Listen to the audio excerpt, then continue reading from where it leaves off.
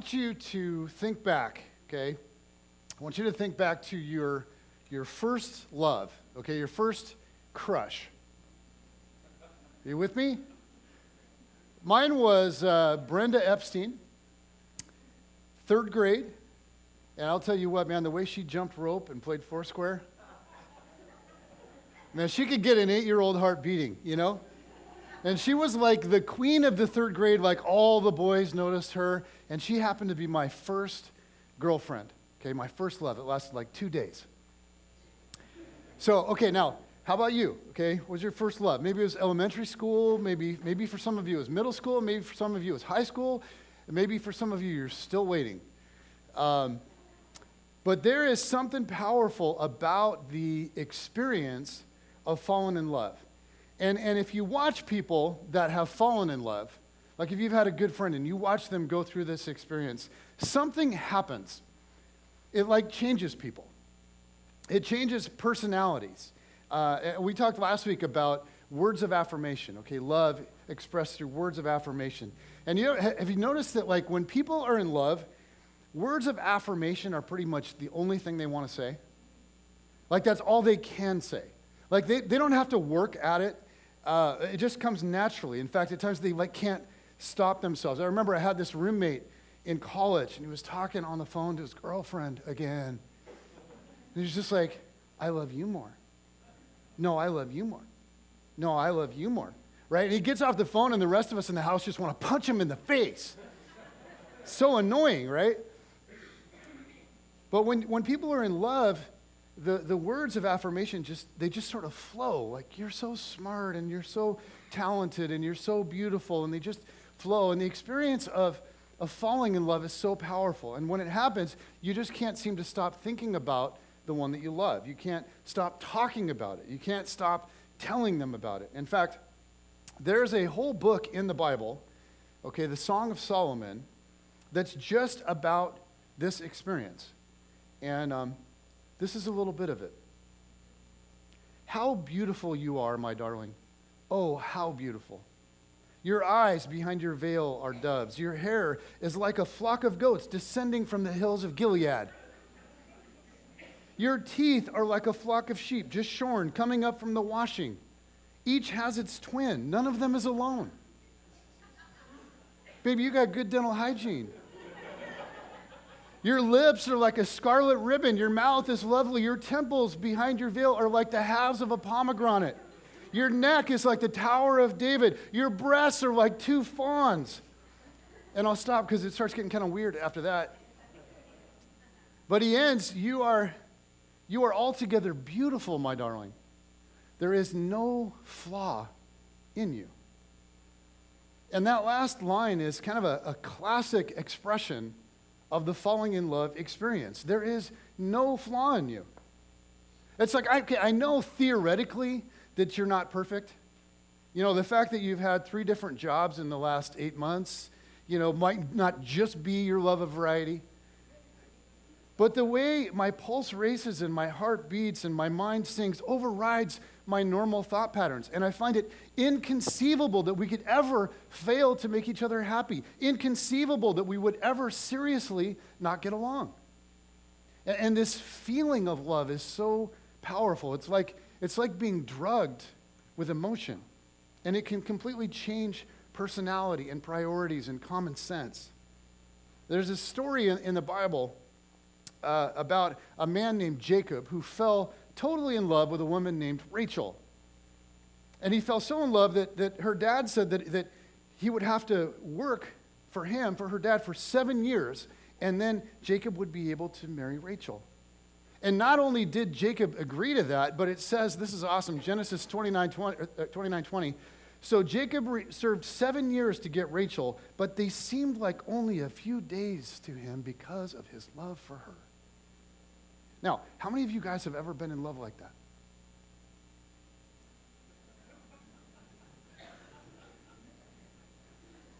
For heaven's sake, okay, married guys, like if you're sitting next to a woman, for God, raise your hand. I mean, this is a freebie. It doesn't cost you anything.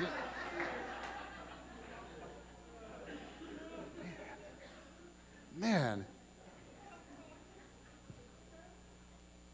It's interesting to actually look at biblical commands about what love does, because what you see is how quickly a person that has fallen in love leaves to do those things for the one they love.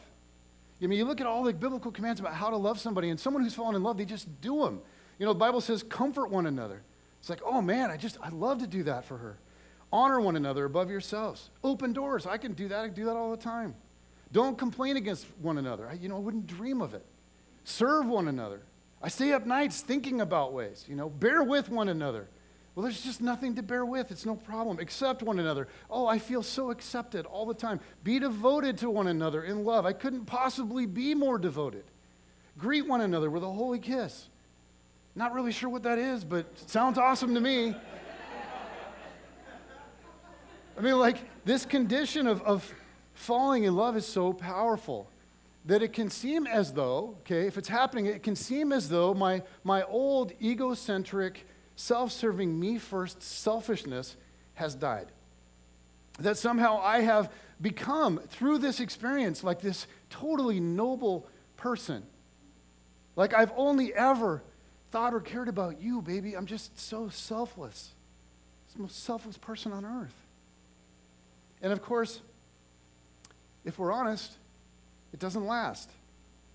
Like life doesn't work that way. It turns out that falling in love doesn't actually save you from sin. Only Jesus can save you from sin.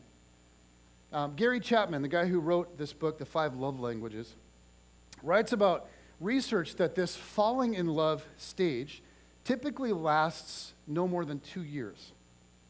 And that temporary, emotional obsession does not create permanent character transformation.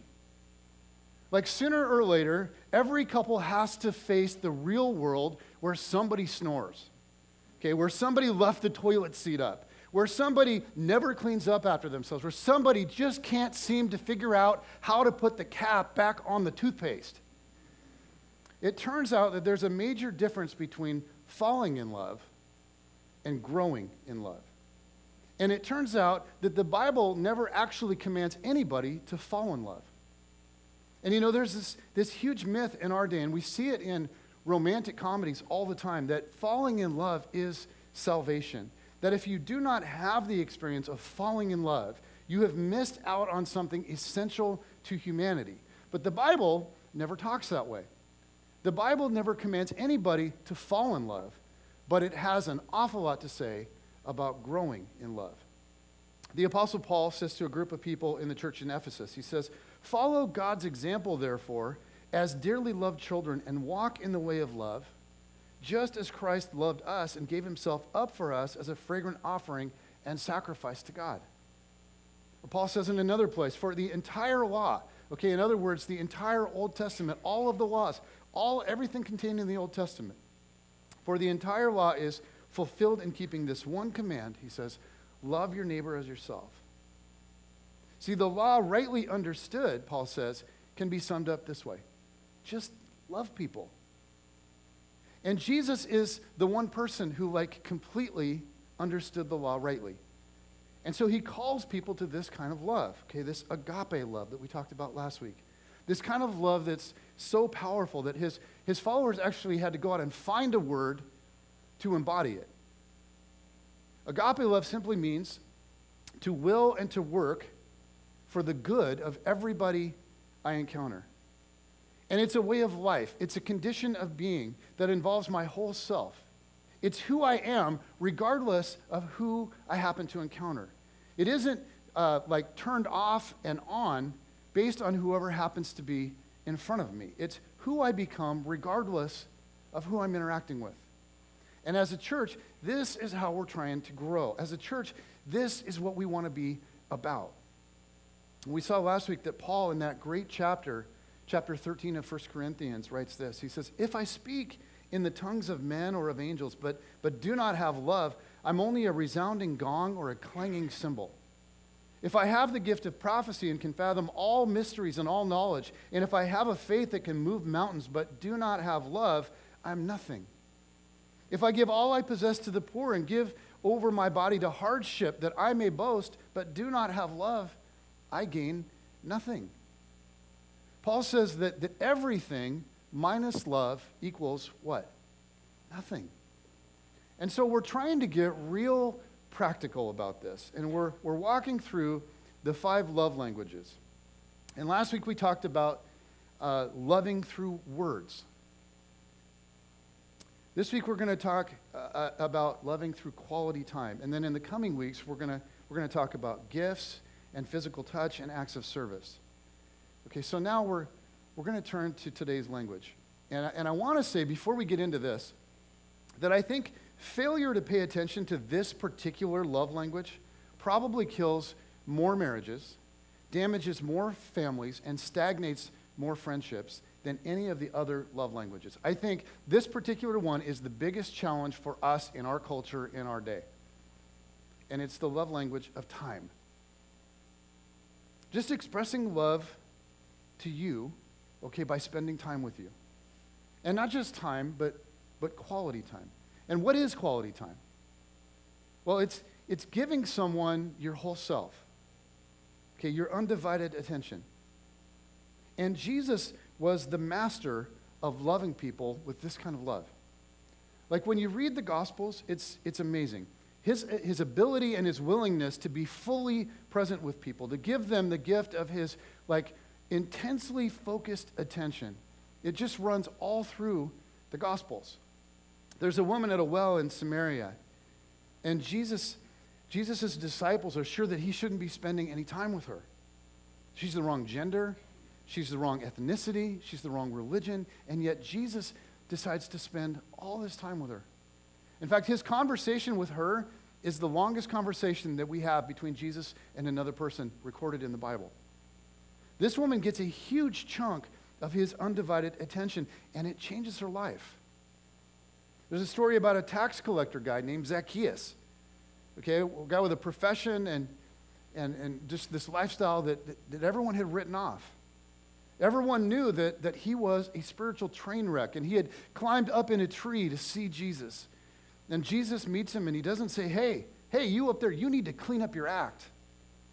Jesus says, come on down, because I'm going to your house. Because I want to sit with you at your table. I want to share a meal with you. I want to meet your family. I want to play with the kids. I want to give you the rest of my day. Jesus was the master of spending large chunks of focused time with people. And where we see it most is the little circle that he was closest to, his disciples, which became for him like his little family. And it's where our little family, our little Brookview family, the church, started. And there's a statement that's used to describe the initiation of this whole thing. And it's so brief that we can really easily miss the depth of it.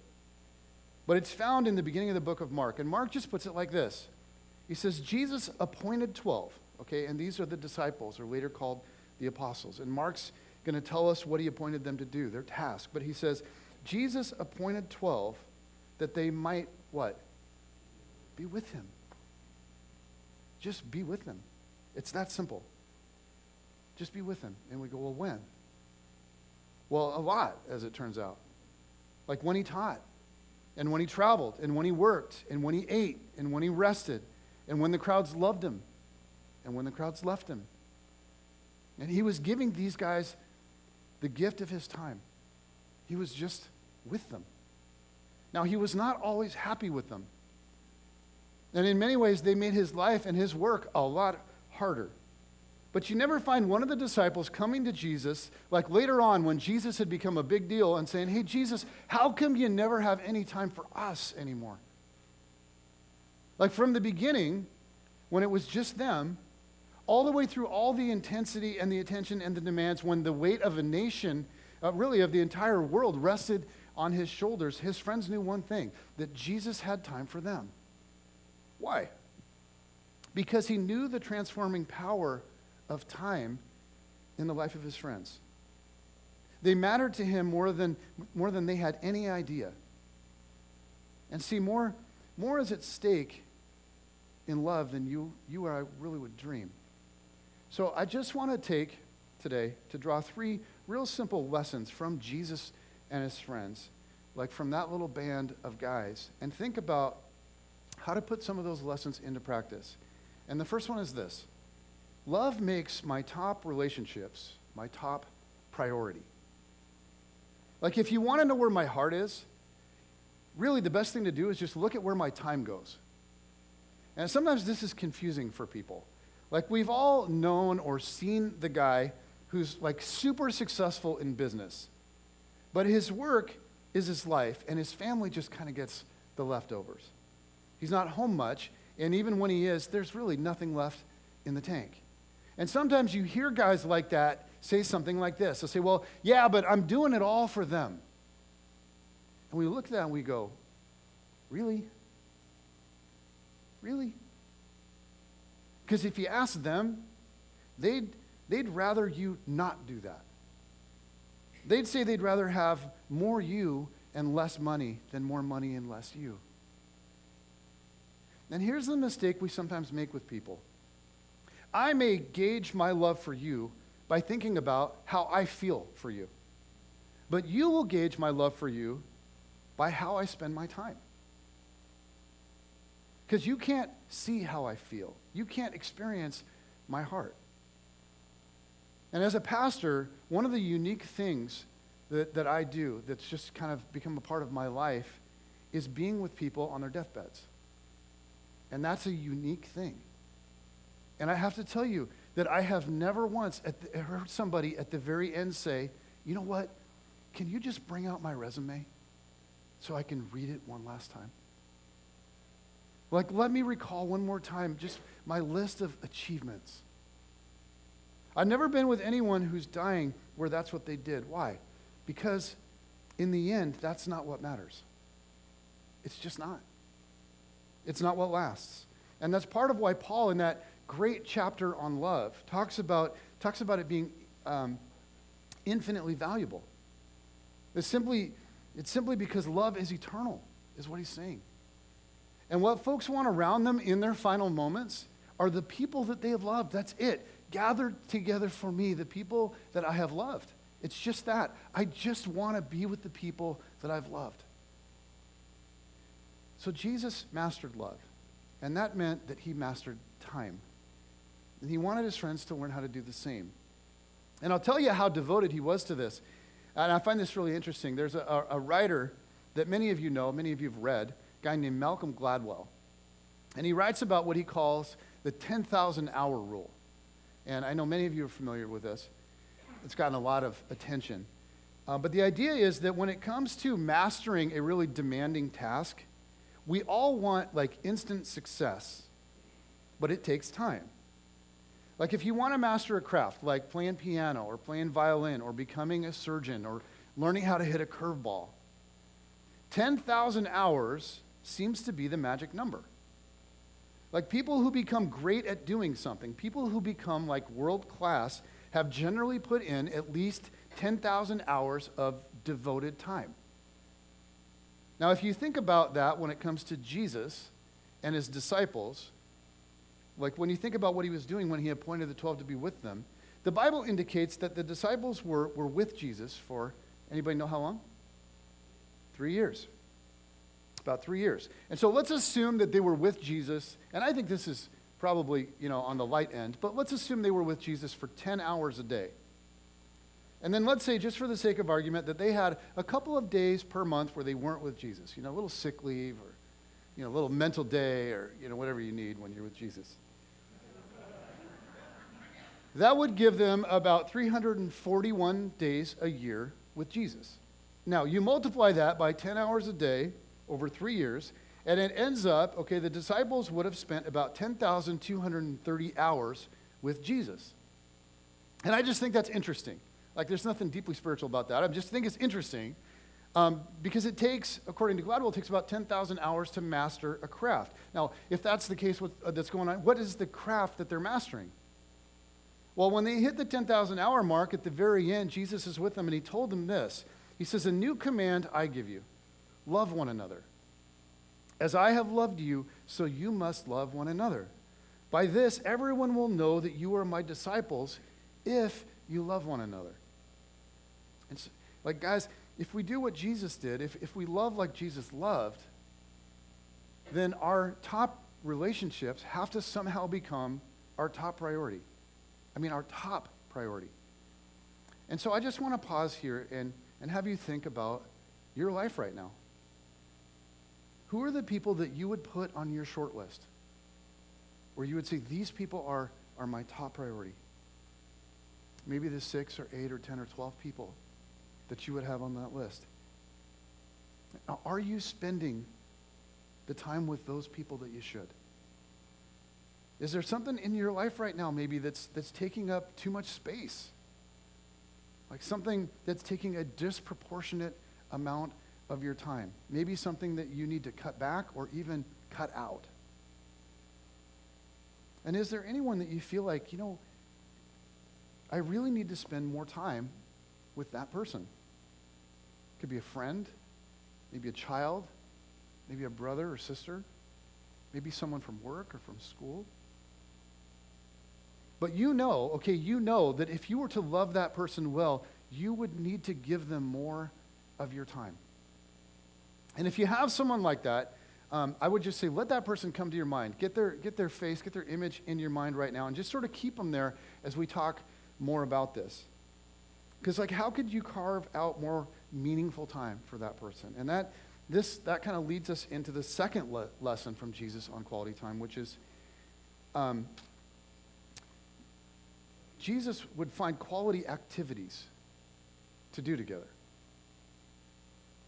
There's a huge variety, but there were quality activities to do together. And if you go through the Gospels and you look at some of the activities Jesus engaged in to be able to spend quality time with his disciples, there's just a ton. And so let me just highlight a few. And we could go on and on with this. Let me just highlight a few.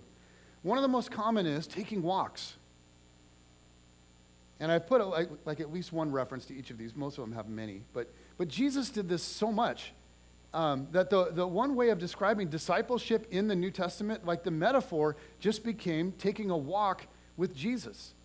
Like to love Jesus just meant to walk with Jesus. We still talk about that. Like people come up to each other and go, dude, how's your walk? What do you mean? I mean, we walk with Jesus. I mean, taking a walk is so simple. You think about it, it's very low cost. It's low skill. Almost anybody can do it, and it's very high connect. Okay, or eating together. And again, so simple, doesn't require a lot of skill. And Jesus did this with a lot of people, just ate with them. He actually got in trouble for spending too much time eating with the wrong kinds of people. And one important thing to notice is he usually did this while at the same time not using electronics. And as I think you all know, one barrier to quality time in our day is just like screens, right? Like phones and computers and TVs or whatever. Now, screens are good. And some of you design screens, and some of you sell screens, and God bless you in that. But screens were made for man, okay? Man was not made for screens. And so understanding quality time is really a big deal. Is texting together quality time? No, it is not quality time. Okay, is checking emails together quality time? No, it's not quality time. Is watching TV together quality time? Well, it totally depends on what's on. Because like the real life drama of an NFL playoff game where you're experiencing emotional ups and downs with other people, of course it is. If it's The Bachelor, that's unbiblical. So you have to use discernment and common sense. Jesus also resting together along the way in his ministry. They usually took the Sabbath together. They usually didn't separate for that day. They stayed together. Or during real busy stretches, Jesus would just kind of say, hey, come to a quiet place with me. And they would. Or riding in boats. I mean, they're constantly having to go back and forth across the lake in a boat. Or hiking. Like you don't really think of it, but with a few disciples, we're told that Jesus had this amazing experience on the top of a mountain. Casey actually preached about it a couple of weeks ago. And you think, well, how did they get there? Well, they didn't ride the gondola up to the top. Like they hiked up there. We know that it was very common for them to go fishing. And they did it at the very beginning when Jesus was first getting to know him, and they did it at the very end after the resurrection. How about this one? Car rides. You may have never thought about this one, but it says in Acts chapter 2, it says, and they were all together in one accord.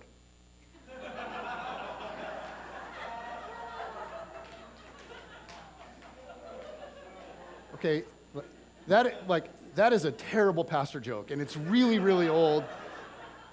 And what that does is, I had a birthday last week, and some of you are going, yep, you're old. That's old. Okay, when you think about your life, what is life? Like, what is your life? Well, simply put, life is just a series of experiences. It's just this stream of experiences, one after another. And some of them we treasure, like seeing a beautiful sunset or hearing some powerful music or having a meal. And your life is just a series of experiences. See, intimacy, then, is shared experience. That's what intimacy is. It's shared experience. Want to take a walk? Want to share a meal? Want to grab a cup of coffee? And that's why inviting someone to share an experience is kind of a vulnerable thing, because it's always an invitation into intimacy. And that's what it means to have an intimate relationship with God when you think about it. What are we talking about when we talk about a relationship with God? It means that I invite him into the experiences of my life. Like from one moment to the next, I learn somehow to share it with him. And so think of someone you love. Maybe a person that you want to make a higher priority. And you just think about that person, the person maybe that came to mind early, and you go, what is one activity that I could invite them into, that I can invite them to share? Just something that you could do together. And maybe it's time for you to, with that relationship, take some initiative and plan something. Sometimes those experiences, they sort of become rhythms. Like it can become a real regular thing. Jen and I have certain things that we do that are real regular. Every week, every Monday, many of you know, we take the Sabbath. That is our Sabbath day. We rest that day. We don't do church work. And we rest, or we go for a walk, or we play, or we just do whatever it is we feel like doing. But what we don't do is feel obligated to anything. It's just a day to do whatever restores us. And we do it together, and it's shared. For us, every January, we go to retreat in Cannon Beach. And that's actually coming up for us tomorrow. So that's very real for me. And I'm looking forward to that. And we've had some amazing shared experiences around that event over the years. Going to Cannon Beach and being with other pastors and sharing life with them. It's been awesome. But see, to facilitate intimacy and connection, we plan our lives around somehow having shared experiences together. Now, sometimes shared experiences they need to be more spontaneous. 2 summers ago, our family was at a wedding on a Saturday night, and my daughter, Kate, and I needed to take a couple of hours. We needed to get home to do some things, but we decided that we would take a couple of hours first because, we looked good. We're all dressed up. Her hair was all done up, and her makeup was in full effect, and she had a dress on, and I was wearing a tie, which does not happen often. And so we decided on the way home that we would, instead of getting to the things that we left to go do, we would just take a little time together and have dinner, have a little dinner date. So we went to this Thai restaurant that's right by our house, and Kate was 15, but the way she was dressed, she looked like she was about 25. And she just looked stunning. And we're in this restaurant, and an old family friend walks into the restaurant. And he kind of glanced over to us and then went up to the counter. And so he didn't. So I went over and I said, hi. And he said, oh, I saw you guys over there, but I thought, he goes, well, I'm not actually going to tell you what I thought. And I realized, oh, crap, it's happened. Kate is old enough and womanly enough that when we're on a date, it looks sick. She's not, cute anymore like when she was 8, like Brookie's age. And now if we get dressed up and we go out to a restaurant, it's creepy. Because as far as anybody can tell, I'm like the midlife crisis sicko dude. But I'm like, I don't care. I like to go on dates with my daughter, and it's still cool. And it's a shared experience that I treasure, actually. And for those of you that have little toddler girls, and it's so cute, your day's coming, man. So, okay, back to you. Who's one person, you think about this, that you want to love better by giving quality time? And what is one experience that you can share with them? Because love does that. And then the last thing, real quick, last thing we learn from Jesus, the master of loving through the gift of quality time, is that love learns to pay attention. Love sees. Love hears. Love cares. James writes, "My dear brothers and sisters, take note of this. Everyone should be quick to listen and slow to speak." And you know, a very striking dimension of Jesus' capacity to love was his ability to be so present with people. Like Jesus was constantly aware of how his friends were doing when they were tired, when they were tempted, when they were excited, when they were confused, when they were afraid because their faith was small, or when they were arguing about stuff. Okay, he knows because he sees and he hears and he cares. And so when it comes to the people that I love, I need to ask, like, how am I doing at that? How in tune am I with what's really going on with them? Am I listening? Am I hearing? Am I understanding? Now, one of the biggest complaints of women about their men is simply this: he just doesn't understand me. He doesn't listen. He doesn't hear me.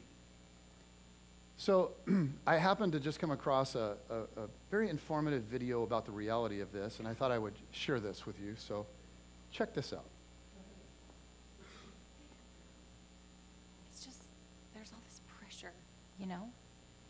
And sometimes it feels like it's right up on me, and I can just feel it, like literally feel it in my head, and it's relentless. And I don't know if it's going to stop. I mean, that's the thing that scares me the most, is that I don't know if it's ever going to stop. Yeah. Well, you do have a nail in your head. It is not about the nail. Are you sure? Because, I mean, I'll bet if we got that out of there... Stop trying to fix it. No, I'm not trying to fix it. I'm just pointing out that maybe the nail is causing... You always do this. You always try to fix things when what I really need is for you to just listen. See, I don't think that is what you need. I think what you need is to get the nail See, out. you're not even listening now. Okay, fine. I will listen. Fine.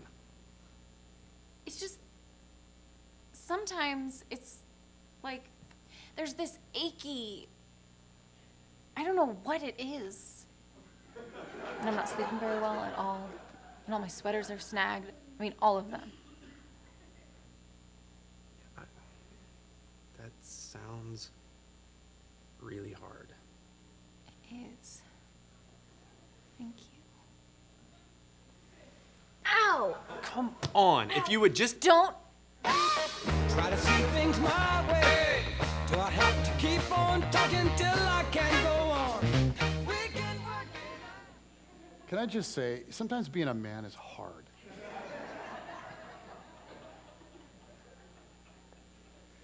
Okay, so just listening isn't like always the best way to love people, obviously. But one thing that love does is it pays attention.